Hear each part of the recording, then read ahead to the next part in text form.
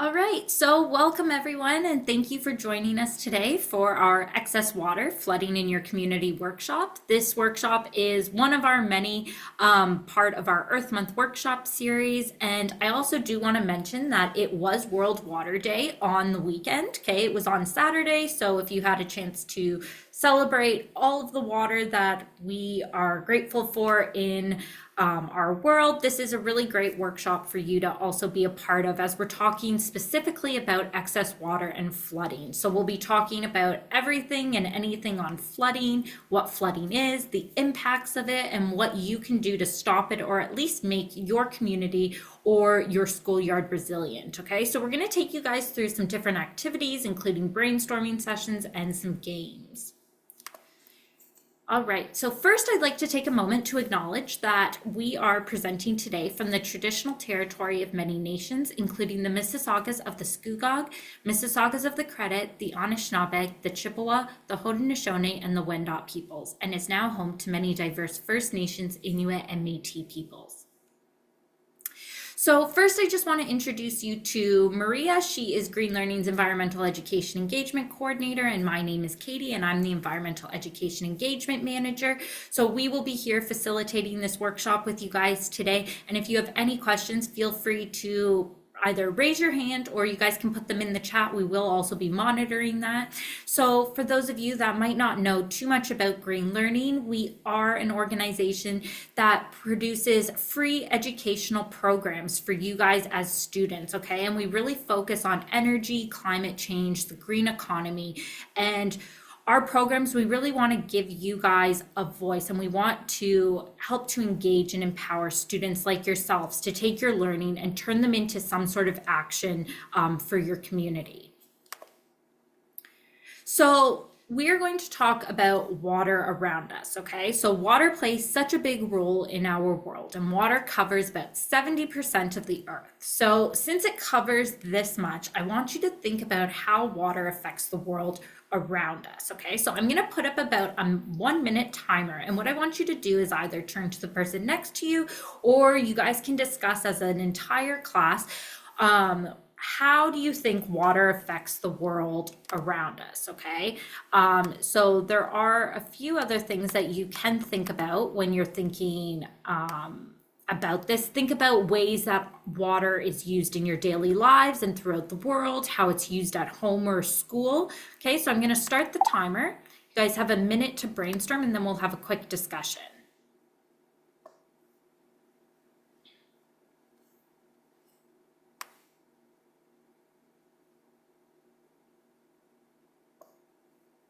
Also think about what relies on water, where it's found.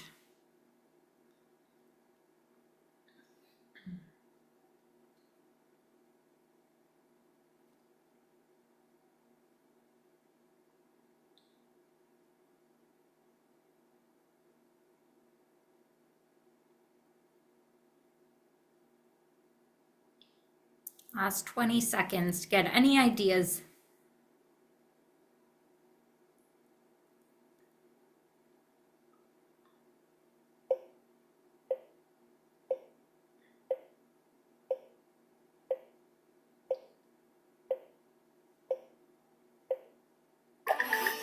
All right, now would anybody like to share their ideas with us? You can either raise your hand and we can call on you, or you guys can put your ideas in the chat on what you think, like how water affects the world around us. Affects climate. Absolutely.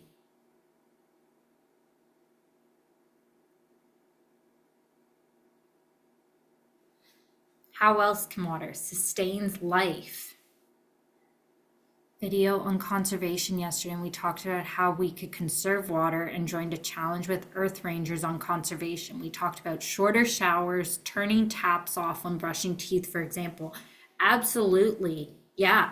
Yeah. Any way to conserve water, right? We drink water. Yeah.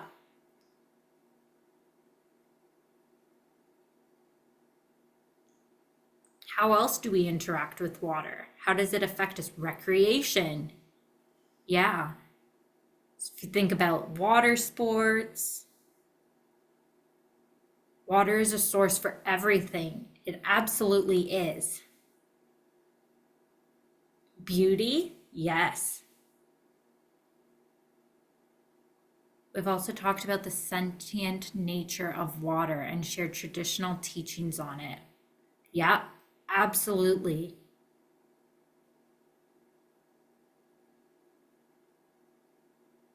Jobs in fishing, but not too much fishing. So sustainable fishing. Yeah.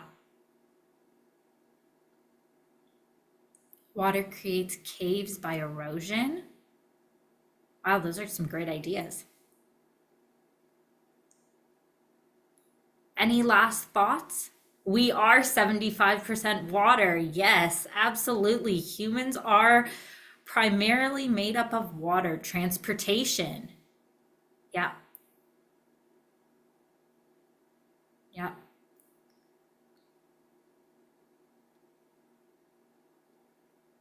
Any last thoughts? These are all really great points, you guys. Yeah. Too much water use. Yeah, we really need to work to conserve um, our water. Yeah. Ocean sounds are calming. Homes are for sea life. Yeah. So many wildlife rely on it. With artificial intelligence, water gets wasted.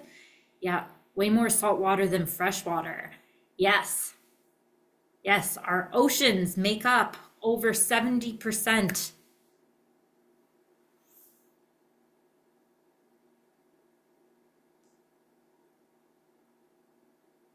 Well, these have all been such great energy, hygiene. Yeah. Yeah, water plays such a big role in our everyday lives, right? And you can really see it when we start putting our ideas down, right? And getting those different ideas from different students of ways that they see water, okay? Maybe in a different way than you might. So it's really great to see all of these ideas coming together.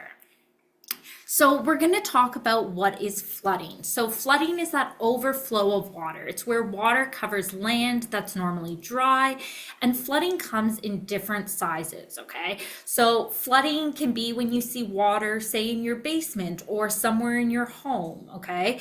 You can see it also part of a parking lot that might be flooded. The entire parking lot might not be flooded, but maybe parts if there was a snowbank there and it melted, okay?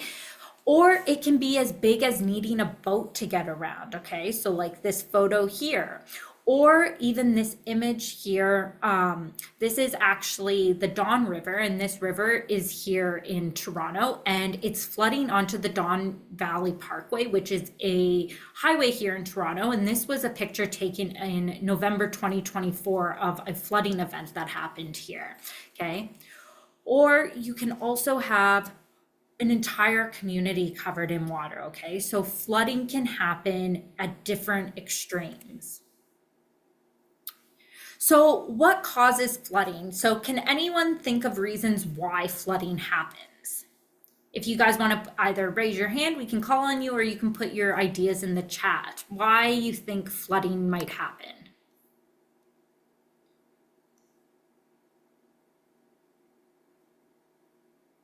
Too much rain.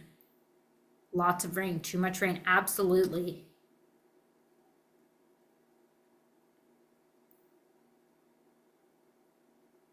Melting snow.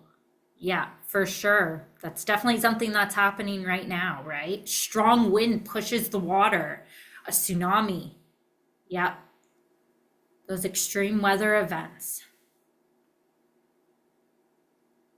Melting of polar ice caps. Yeah, those polar ice caps melting and it causes those water levels to rise. Absolutely.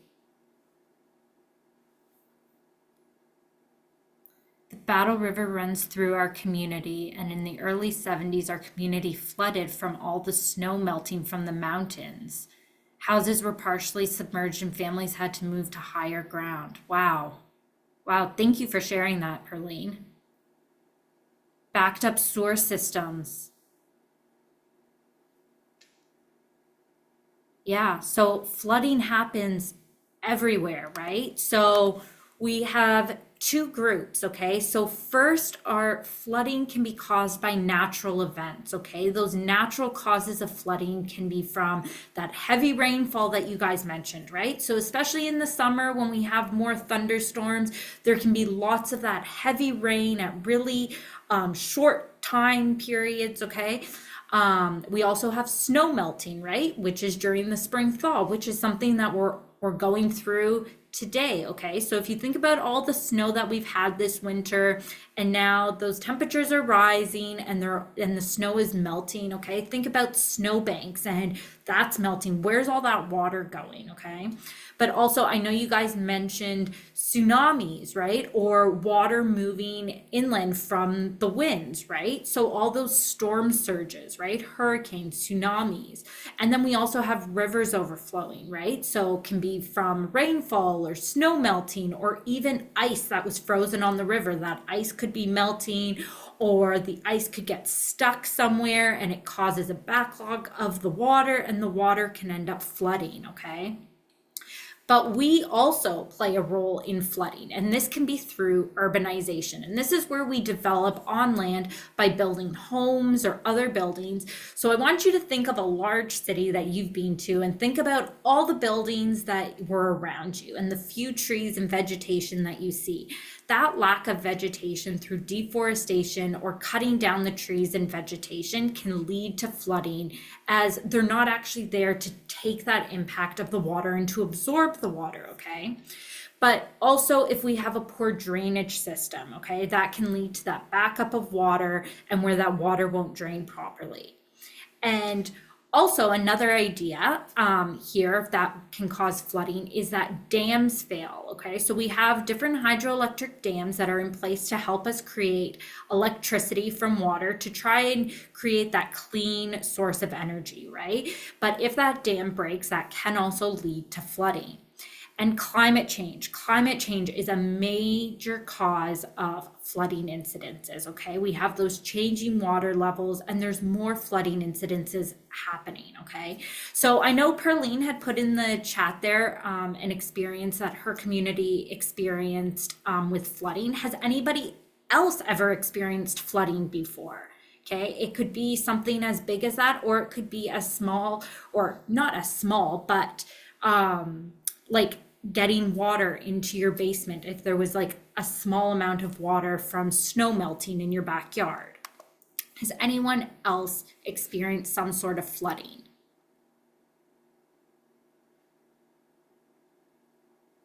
Lots of basements flood.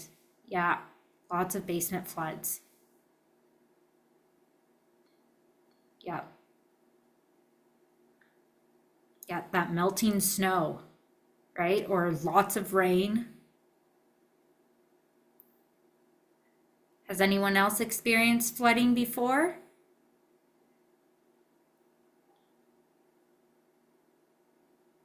Think about if you've been outside walking around somewhere.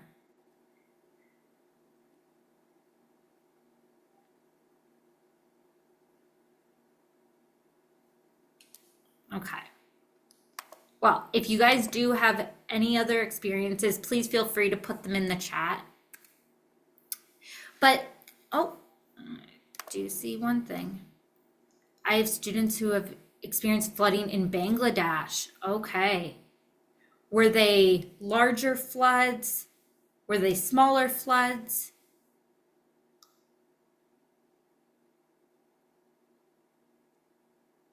Did they affect the community?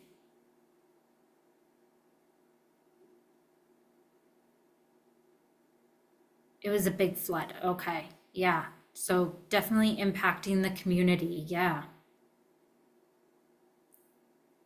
Well, thank you for sharing that with us.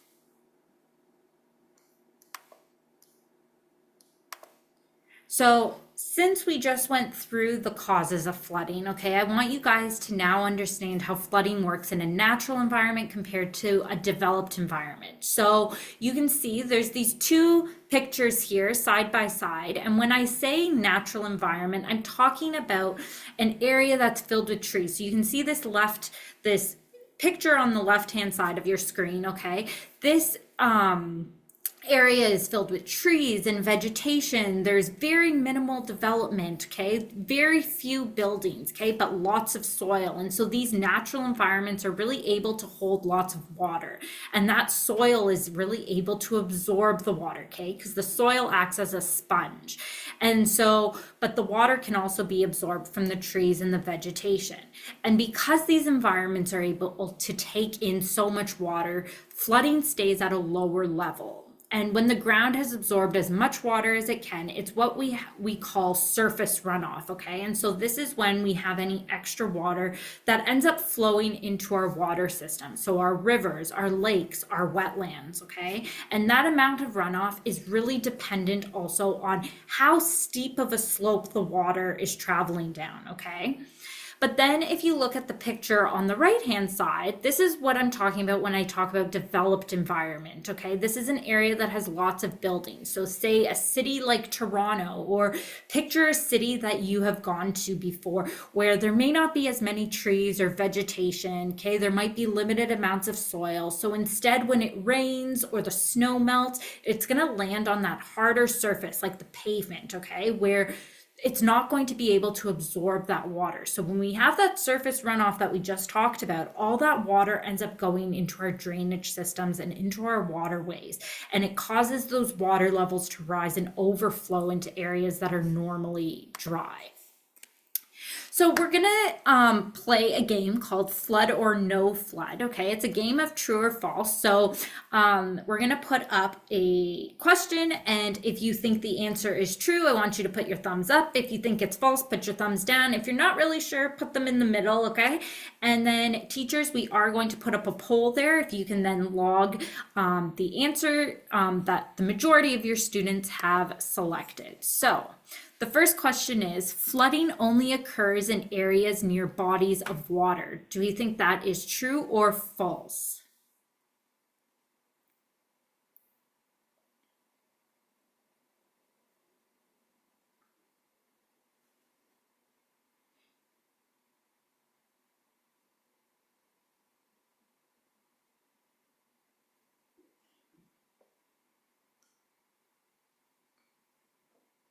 Give you a couple more seconds here.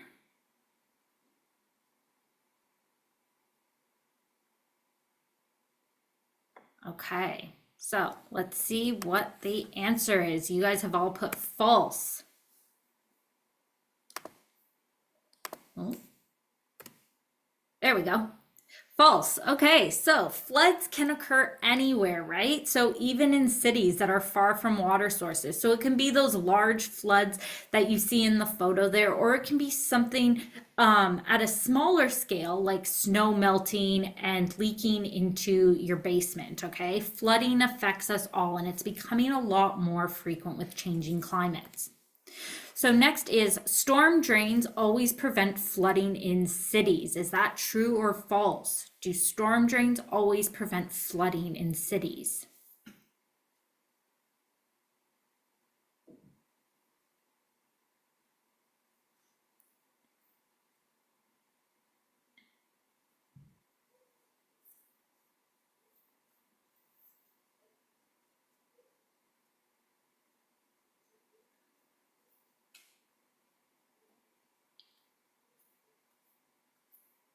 Give you the last couple seconds here.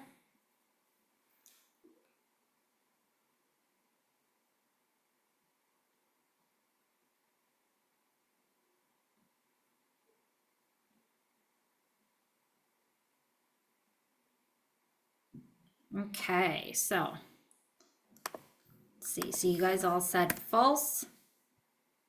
So you guys are right. So storm drains, especially here in Toronto, I'm going to use Toronto as an example just because that's where I'm located right now. But we do have poor drainage, okay? And like some parts of Toronto actually have a combined drainage system, okay? So where rainfall and sewage actually move through one pipe to wastewater treatment facilities. So it ends up having a higher chance where the water is going to overflow and cause flooding onto land, okay? And this is again a photo of the Don River here in Toronto that has overflowed onto the Don Valley Parkway, which is a highway here, just because there was was that poor design of the infrastructure there, okay? So our next one is forests and wetlands help absorb excess rainwater and reduce floods. Is that true or false? Do forests and wetlands help absorb extra rainwater and reduce floods?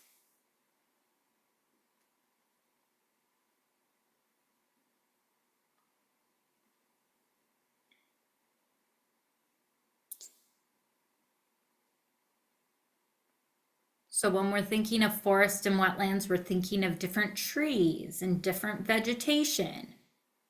Okay, does that all help to absorb extra rainwater and reduce the chance of flooding?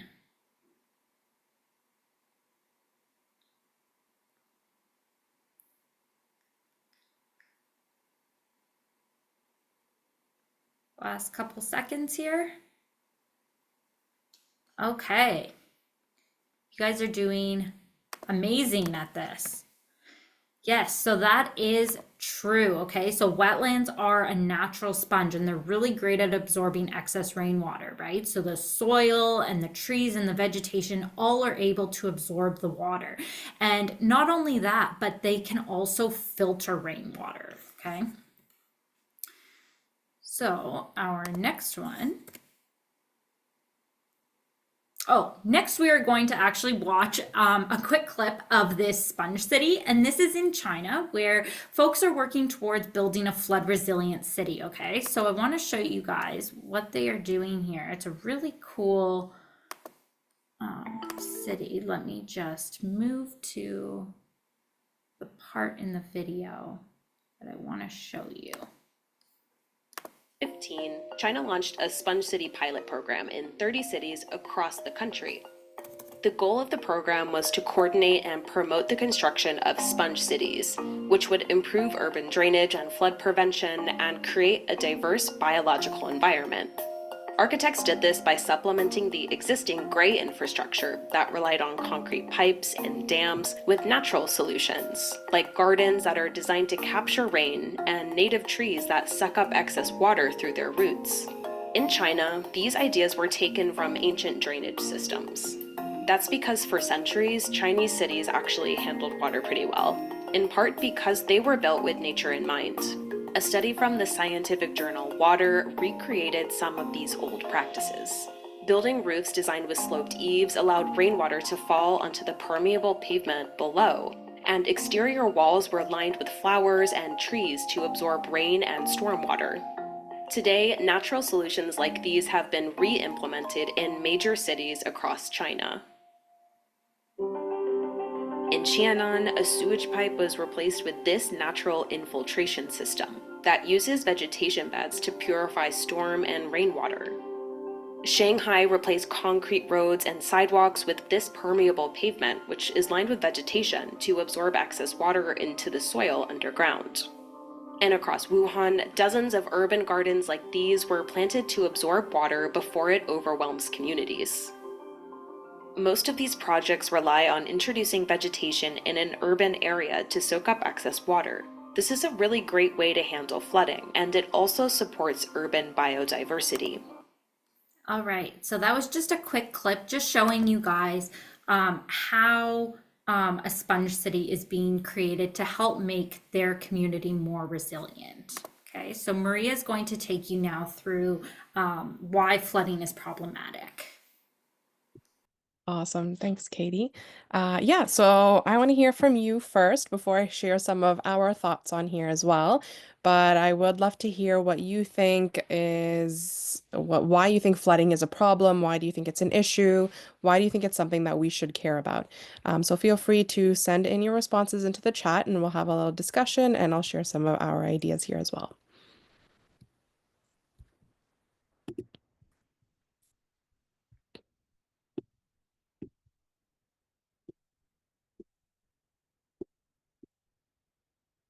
So why do we think flooding is a problem?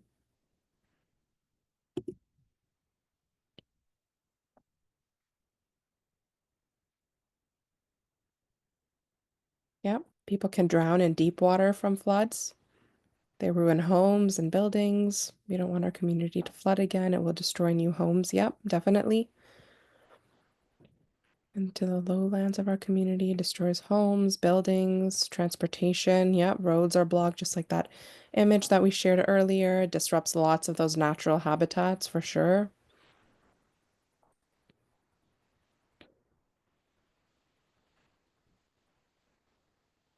We built a new bridge in our community, it might get destroyed. Yeah, so that's always a really big risk as well, right? If you do all of this work to improve and to get better from a flood and then it comes back again, that can always be an issue. People die, animals could get hurt, people can get sick from bacteria. Yep. All really good ideas. These are all very, very true. These are all things that can happen as a result of flooding, right? Losing shelter and food. Yep, lots of communities can lose their homes. Yes, definitely. There is that cost to repair as well, right? Lots of damage done afterwards, lots of those economic costs. Okay. Yep. Affects drinking water. You guys are getting all of these. That's awesome. Okay. All right. So we'll share some of ours here, and these are very, very similar to some of the things that you've already shared with us. So loss of agriculture is one, a lot of that farmland and things like that. Contaminated water. So if there is a big flooding event, there can be lots of standing water, which can be a breeding ground for mold, bacteria, mosquitoes, and things like that. It can increase those health risks and diseases. I see flooding can cause trauma as well. That is definitely a big one too. Increased runoff and pollution, which we'll chat about a little bit more on the next slide. Property damage, community displacement, so people losing their homes, lots of things you folks have mentioned as well. Damage to natural habitats and ecosystems, so you guys mentioned that as well. And those economic costs too, right? So when there is a big flooding event, there's lots of disaster relief that goes into it. And so all of those costs associated with damage control and stuff is all things that we need to kind of consider as well. Right? They're dangerous as well. They can affect drinking water. All very, very good ideas. Okay. So, I mentioned stormwater runoff a little bit earlier, but this is where rain or melted snow is going to just flow right over roads and sidewalks and roofs and surfaces like that, instead of being soaked into the ground. So it'll pick up a lot of pollutants on the way as well. So there could be maybe oil on your driveways or in your parking lots and things like that that sometimes leak from your cars. So the water will pick that up on its way to nearby lakes and streams. There might be chemicals on the roads, on your lawns, maybe if you're using pesticides. Road salt is another really big issue as well. So during the winter, we do use a lot of road salt. And then once all of that snow starts to melt, it'll be kind of picked up by that water, by that snow melt, and be taken to nearby streams and lakes. And I'm sure you can imagine how much damage this can do to nearby natural ecosystems as well, right? So it'll impact those aquatic life, any plants and animals that are living in the water nearby. It'll affect your drinking water, and it can also damage those shorelines along those bodies of water as well, right? So you really want to be careful of what you're putting in your lawns, what you're putting on the road, because that can eventually end up into our water systems. Okay, so we talked about water flowing over all of these surfaces, and whether or not they're being soaked into the ground or they're just flowing right over. So you can think of this as kind of surface permeability, right? So if a surface is very, very permeable, so like those wetlands and the grass and the vegetation that Katie was talking about earlier, they're going to be very good at absorbing all of that rainwater. So you can think of that as like a sponge. A sponge is very permeable. If you pour water over top of a sponge, it won't just slide right off. It'll get soaked right in, just like it would if it were raining onto a wetland, onto lots of grass or anything like that.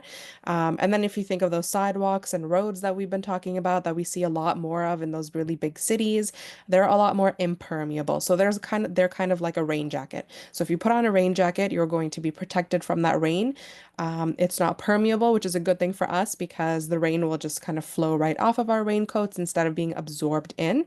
So a lot of the roads and sidewalks that we have are very impermeable, and the water just kind of flows right across them and it doesn't get absorbed in, right? And it'll carry a lot of those chemicals into.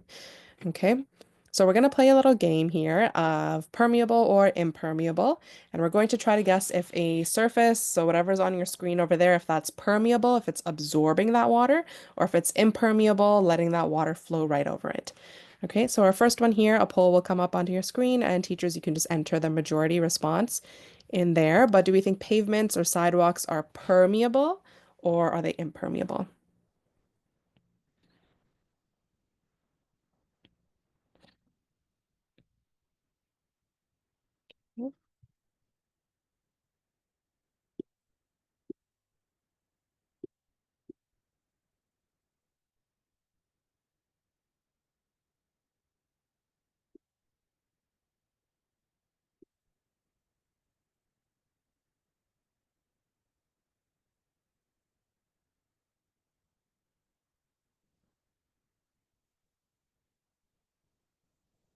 Few more seconds.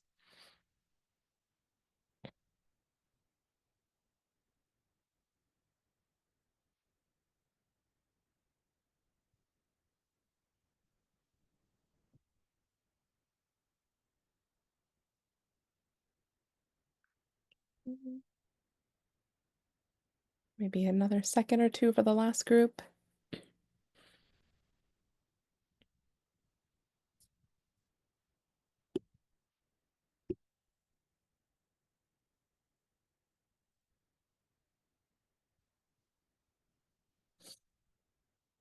All right.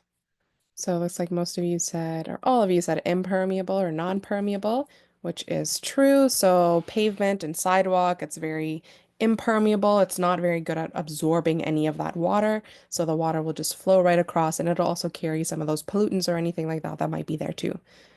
Okay. And our next one here, sand. So do we think sand is permeable? Is it good at absorbing water or is it impermeable? Does water just flow right over it?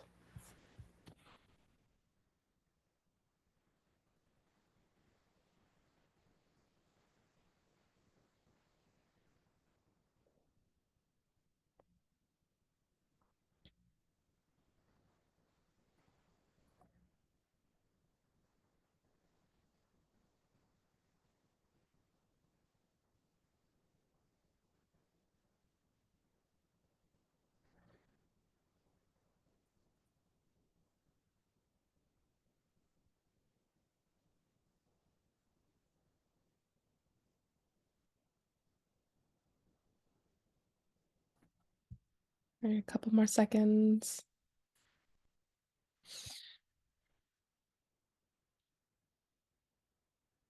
Awesome.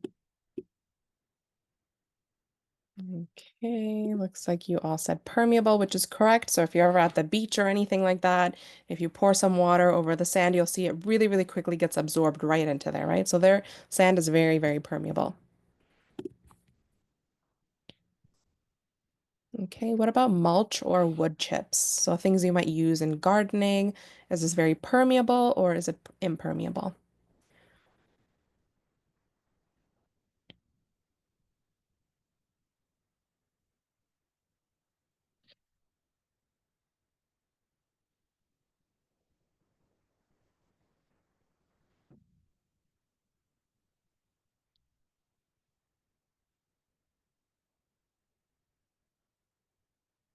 So think about what you're using this for usually. Do you want the water to soak in or do you want it to run right off?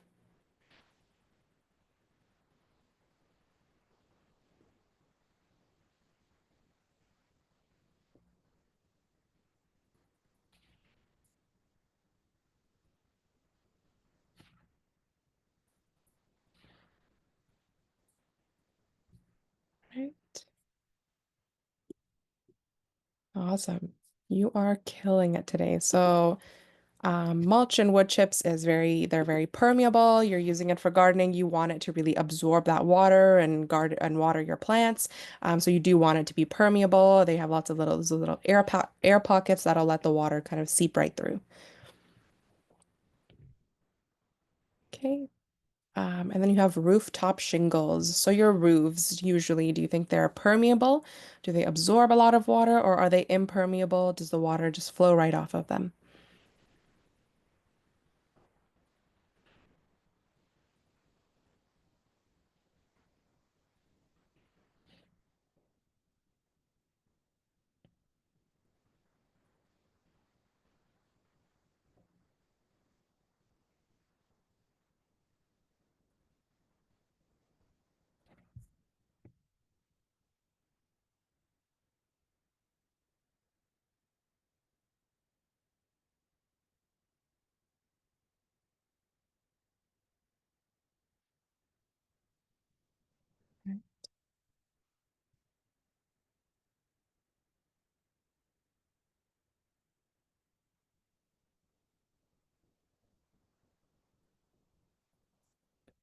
And another second or two.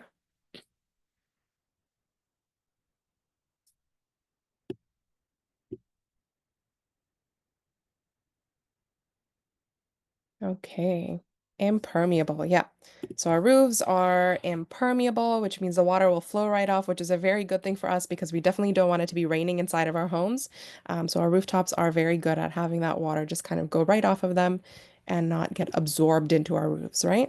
That would probably cause lots of damage.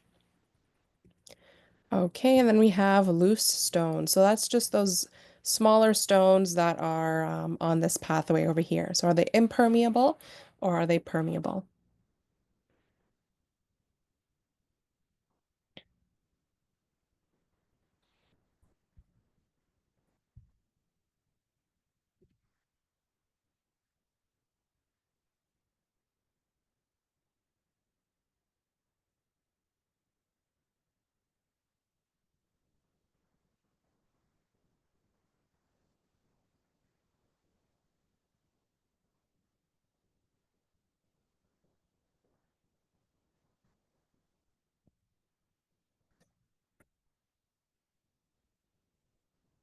A few more seconds for everyone.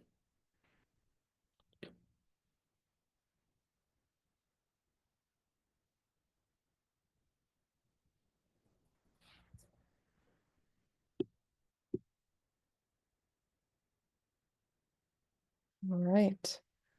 Yep, so these are permeable. They have those air pockets in between them, and the water is really able to kind of soak right through, which is awesome. Okay. Right, so flooding is definitely a challenge, but there are so many different solutions that are out there, some of which we've already talked about and we'll continue chatting about as well. There's so many different things that we can do to be prepared and help each other make smart choices. So these are just a list of some of those things you can do. Make sure you're aware of flood risks in your area, maybe around your school, around your homes, just in your community. Just know where they are. Protect your green spaces, right? So we've talked about how they're very permeable. They absorb a lot of that rainwater. They're really good at helping us manage those flood risks. So make sure you're protecting those green spaces and taking care of them as much as you can. Pay attention to weather alerts. So if that's on the news or on social media or anything like that, make sure you're aware of any major weather events that might be happening in your area. Try to reduce your waste and pollution as well. This is just good for the overall health of our planet, but also making sure that that surface runoff that we talked about earlier isn't carrying any of those pollutants or any of that waste into our lakes and rivers, which we do want to keep safe and healthy. Make sure you're educating yourselves like we are today and share this with others as well. And try to encourage sustainable solutions with your families and your community members and things like that. And then these are just a couple of our resources that we have on our website for you all to access for free as well. So just this is just kind of getting a better understanding of what flooding is, looking more into those extreme weather events, and then also kind of learning more about how you can manage these flood risks and being aware of those as well. All right. Okay, so these are things that we've talked about a little bit already, but I'm sure you have some of your own great ideas as well. So I want to hear from you and I want to know what you would do to stay safe during a flooding event, or what are some ways we can kind of use to manage the impacts of flooding as well. So some of these we've talked about already today, but if you have any ideas or thoughts of your own, share those as well, and we'll chat about them a little bit. So maybe I'll give you about a minute to do that.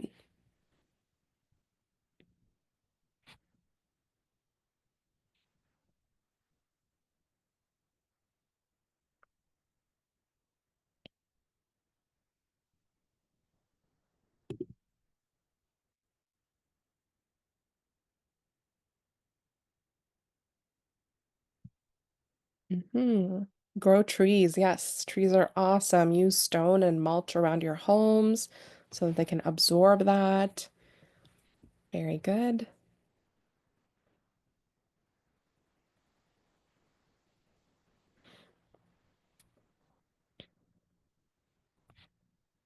Yep. Checking the weather. Awesome. It's better to be prepared, right?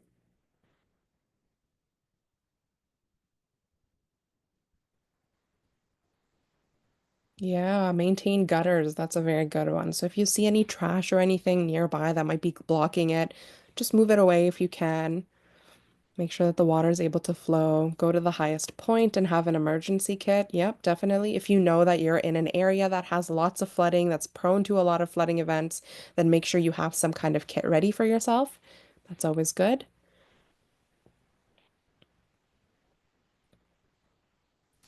Okay. Yeah, all really, really good thoughts. You're all killing it today. It's awesome. This is a great group. Okay, so all really good ideas, all great ways for you to kind of stay safe. We do have this resource on our website as well. This is free for you to use as well, so definitely check it out. Have life jackets, that's a big one too. Just be prepared for any kind of extreme event. But yeah, so we do have this flooding simulator on our website. This is really cool to kind of play around with all the different features and look at the ways that you can some of the things that you can add around your school that are very, very simple just to try to reduce those impacts of flooding. So if you just kind of click on these dots that are around this school over here, it'll give you like a little pop-up and show you all of the different things that you can do. So things like adding more vegetation, so more of those plants and trees, or maybe putting up rain barrels around your school to capture all of that rainwater. And that's also something you can use afterwards, maybe when it's a lot drier and things like that. And so lots of different things that you can explore over here. So definitely check this out. And you can learn more about some of those ways to protect your school and protect your community from flooding events. And you can kind of test your knowledge as well, right? And come up with some real life solutions that you can maybe implement at your school. Okay. Yeah, so we've covered a really big topic today, and you've all been amazing throughout all of it. I know that it can be kind of overwhelming and sometimes even scary to talk about these flooding events and any extreme weather events in general. The best thing you really can do is just to make sure that you're aware and be prepared, which is exactly what we've kind of done here together as well, which is awesome. So continue trying to do that afterwards too. And you want to try to kind of take things in smaller steps. So instead of just overwhelming yourselves and stressing yourselves out about this really, really big event, try to break things down into smaller sections for yourselves. So this circle of influence that we have right here just kind of shows you ways that you can do that. So you want to think about just in the middle over here, you want to think about the things that you can control. So things like maybe planting trees in your garden or planting other plants and bushes and things like that to reduce those impacts. You can learn about the impacts as well, like we've done today, understand what impermeable and permeable surfaces are, which I'm sure you're all pros at now. And then you can also, on this next line over here, we have, or the next circle, these are the things that you can influence. So reminding your friends and your families of the things that you've learned today, maybe talking to your school about ways that they can take part in some of these ways to reduce the impacts of flooding as well. So talking to your teachers and your principal and your staff as well. And then on the outer circle over here, we have things that you can't really control, right? So it's important to recognize that as well. So things like how much it rains, right? We don't really have control over that. We don't have control over these big sorry, not wedding events, weather events. We also can't really control the way that our cities are built, right? With lots of those permeable surfaces. Okay, so just going back to these first two things in the circle. You can always check out our eCards website as well. So this is our tool that you can use to try to share your messages on flooding to many more people. So you can either write down a quote or something that's important to you, or maybe draw a picture of something that's really important to you that has to do with flooding, something that you want more and more people to know about. And so this is something that you can share with us on our website. Katie has sent the link below. Teachers, you can also use this QR code to scan that. And you can submit your artwork and all of your ideas into us. And the best way that we can kind of take action is to spread awareness as much as we can. And that's what we'll try to help you do.